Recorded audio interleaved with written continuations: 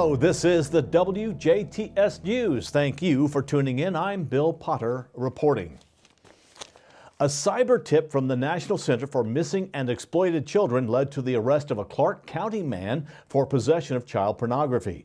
Master Trooper Detective Scott Stewart with the Indiana State Police Internet Crimes Against Children Task Force began an investigation in February of this year after receiving a cyber tip report from the National Center for Missing and Exploited Children.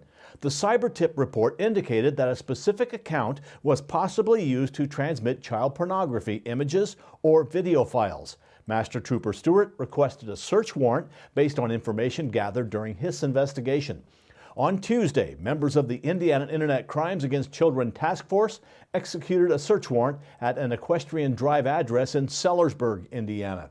As a result of the investigation and search, Jeremy Skyfers, age 42, of Sellersburg, was arrested on 2 counts of possession of child pornography. Each charge is a level 5 felony. Jeremy Skyfers was transported and remanded into the custody of the Clark County Jail without incident. In this week's Messmer Report, State Senator Mark Messmer talks about addressing Indiana's increase in human trafficking cases. Hello, this is State Senator Mark Messmer with this week's Messmer Report. It's all too easy to think that human trafficking is a problem that occurs in other places. But according to the 2020 Indiana State Report on Human Trafficking, there were 157 human trafficking cases reported to the National Human Trafficking Hotline in 2019, which was a 19% increase from 2018. With incidents reported in almost all of Indiana's 92 counties, legislators passed a bill this session that will work to decrease the number of human trafficking cases by increasing penalties for criminals involved. Under current law, individuals who purchase the services of a trafficked person receive a less severe penalty than the trafficker. Senate Enrolled Act 155 makes the penalty equal for both parties at a level 4 felony. In addition, we often think that the majority of human trafficking is an individual abducted by a stranger, but in reality, that only happens 10% of the time. In the United States, the top 2 ways people are trafficked is by an intimate partner recruitment or by a relative. Because of this law also eliminates the defense that the trafficked individual gave consent to their treatment, as they are not likely mentally able to identify themselves as a victim of crime. Lastly, to provide a clear overview on human trafficking trends and identify possible solutions, Senate Enrolled Act 155 will require law enforcement agencies to report their investigations to the Indiana Attorney General. No human should be degraded like this, and it's up to each of us to put a stop to it. By working to better identify cases and provide services to human trafficking victims, I believe we continue to make strides in keeping all Hoosiers safe. If you or someone you know is a victim of human trafficking, call the National Human Trafficking Hotline at 1-888-373-7888 or text 233-733. This has been State Senator Mark Messmer with this week's Messmer Report. As always, feel free to contact State Senator Mark Messmer with your questions and concerns by email at senator.messmer@iga.in.gov, or you can call him 800-382-9467. The City of Huntingburg's Water Department is conducting hydrant flushing beginning Monday, April 4th, and that will run through Friday, April 29th.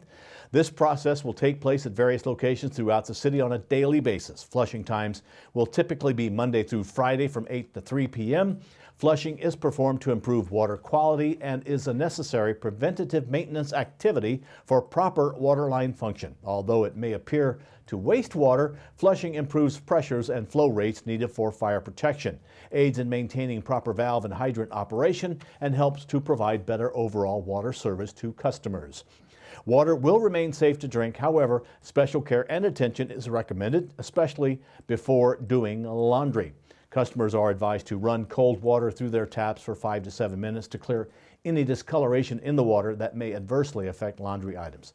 The City of Huntingburg is not responsible for the cleaning and/or replacement of those items. You want more information? Contact Rachel Steckler, the Director of Community Development at the Huntingburg City Hall. That is simply a reminder for you. And in Daviess County Rural Water Systems will be starting their spring flushing on all customers starting on Monday, April 4th, and that will continue until flushing is completed in that area. Flushing in the south area of Daviess County will start at Boussard Road and continue on south. In the north area, they will start at 100 North and continue on northward.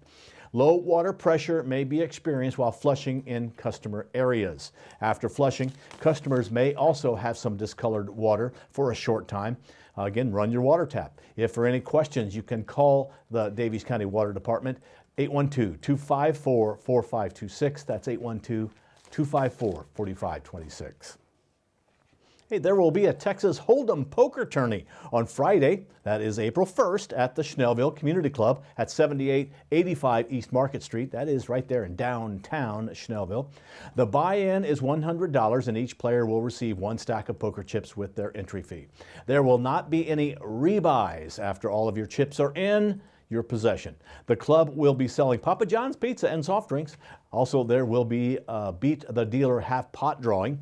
Sign-ups for the tourney are from 7 p.m. to 7:30 p.m. inside the club before the event. Again, that's Friday, April 1st. For information or any questions, call Scott Betts, 812-630-5132, 630-5132.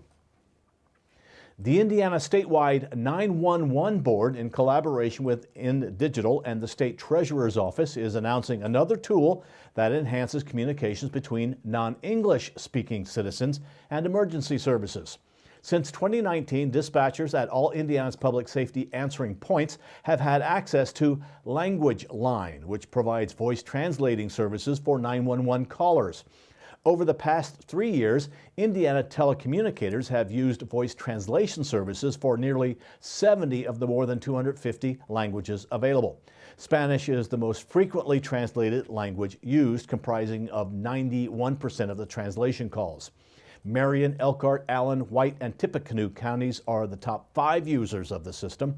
Speaking at the Metropolitan Emergency Services Agency on Wednesday, State Treasurer Kelly Mitchell unveiled significant enhancements to the Text to 911 system. Citizens can now send text messages in their native language directly to 911 for help, and they will be automatically translated for the dispatcher. As the dispatcher responds, it will be automatically translated back into the native language of the individual. 108 languages are available for Text to 911 translation. In 2014, Indiana was one of the first states to begin implementing Text to 911. And by 2016, all 92 counties had the capability.